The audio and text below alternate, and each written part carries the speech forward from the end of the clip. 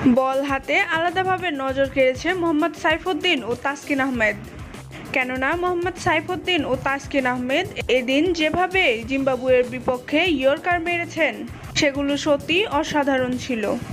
বিশ্বকাপকে সামনে রেখে ইয়র্কার প্র্যাকটিস করাটা বাংলাদেশি বোলারদের জন্য সত্যিই প্লাস পয়েন্ট। আর এই ইয়র্কারগুলো জিম্বাবুয়ের বিপক্ষে ঠিকভাবে ঝালিয়ে নিয়েছে বাংলাদেশি এই দুই পেসার। তাতে করে মনে হচ্ছে এবার বিশ্বকাপে নতুন চমক দেখাবে মোহাম্মদ সাইফুদ্দিন ও তাসকিন আহমেদ।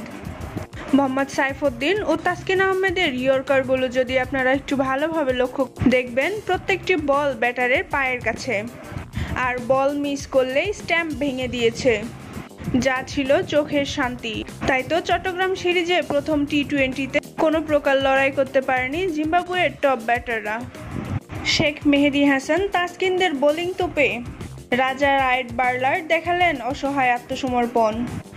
18 মাস পরে জাতীয় দলে ফিরে মোহাম্মদ সাইফুদ্দিন দেখালেন বাজিমাত। মাত্র 15 রান খরচায় তুলে নেন 3 উইকেট।